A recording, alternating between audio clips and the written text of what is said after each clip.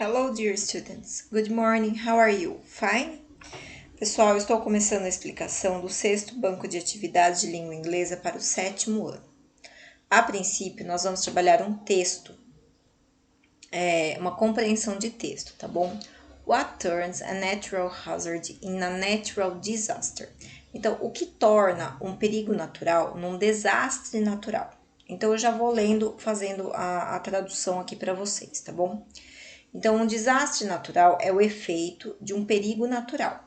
Por exemplo, enchente, tornado, furacão, vulcão, erupção, terremoto, ondas de calor, avalanche, tsunami, florestas pegando fogo.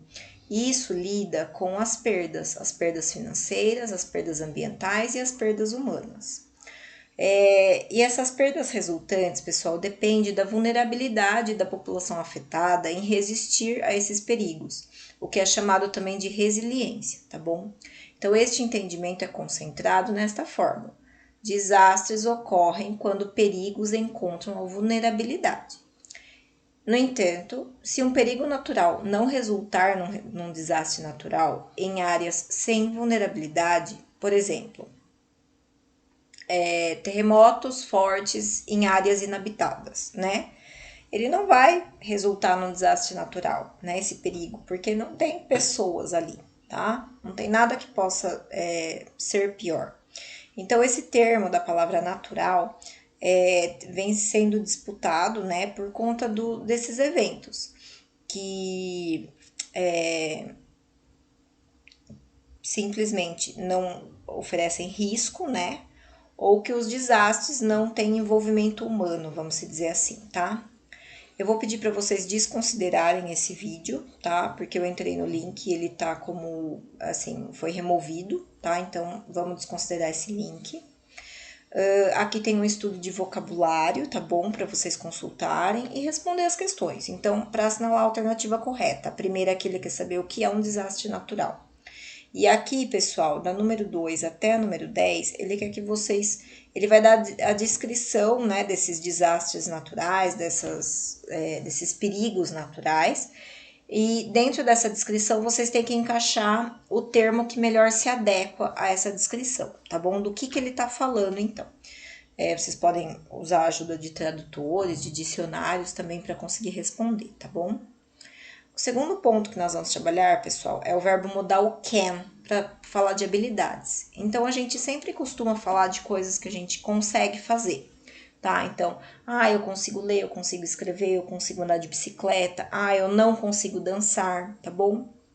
Então, é no sentido de ser capaz de fazer alguma coisa, tá bom?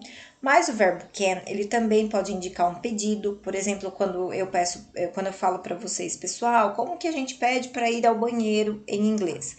Can I go to the bathroom? Né? A gente começa a frase com can.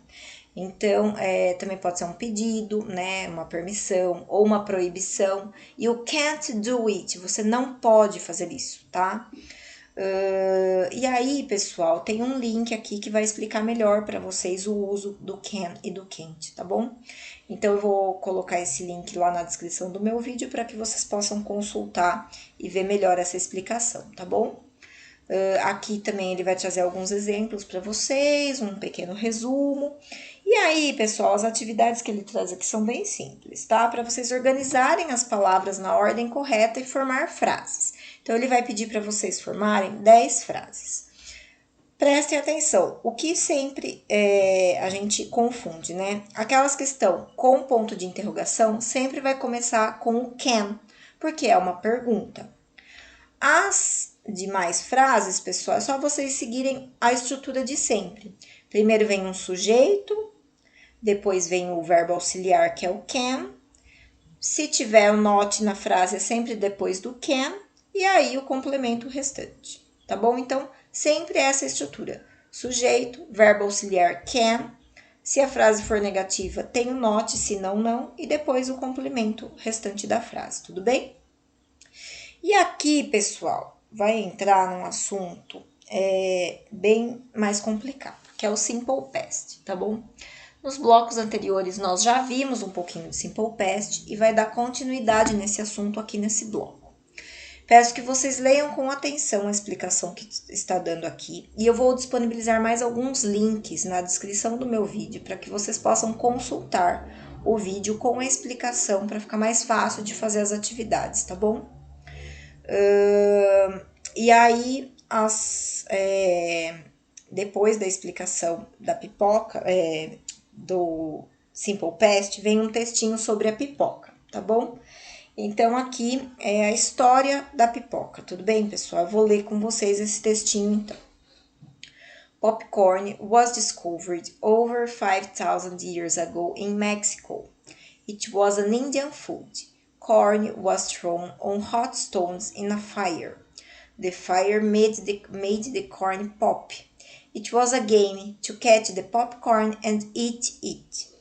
The Indians of North America also ate popcorn. When the first English settlers arrived in America, the Indians gave them popcorn. The settlers loved the food, and they often ate it with sugar for breakfast. Então, pessoal, o que ele está dizendo? Que a pipoca foi descoberta há 5.000 anos atrás no México, que é uma comida indiana, que ela foi arremessada em pedras quentes, né, no fogo, e que o fogo fazia o milho pular. E que isso, na época, foi conhecido como um jogo, tá? E os indianos, os índios da América do Norte também comiam pipoca. E quando os primeiros colonos ingleses chegaram, os índios deram a eles a pipoca. Então, os colonos amaram a comida e comem frequentemente até hoje com açúcar no café da manhã, tá bom? Então, aqui ele tá falando, tem aqui, né, são 8 questões de interpretação de texto. Elas estão em português, né, mescladas em português e inglês, então acredito que vocês não tenham muita dificuldade para fazer. A 9 e a 10 ele já vai trabalhar com o verbo no tempo passado, tá bom? E dali em diante, a 11, a 12 e a 13 também vai focar mais na gramática, tá? No tempo verbal passado. Eu não vou me estender na explicação do tempo verbal passado aqui neste vídeo, porque vai ficar muito longo. E eu vou disponibilizar os links com os vídeos da explicação na descrição do meu vídeo lá no YouTube. Tudo bem, pessoal? Espero que vocês consigam realizar as atividades. Qualquer dúvida eu estou à disposição.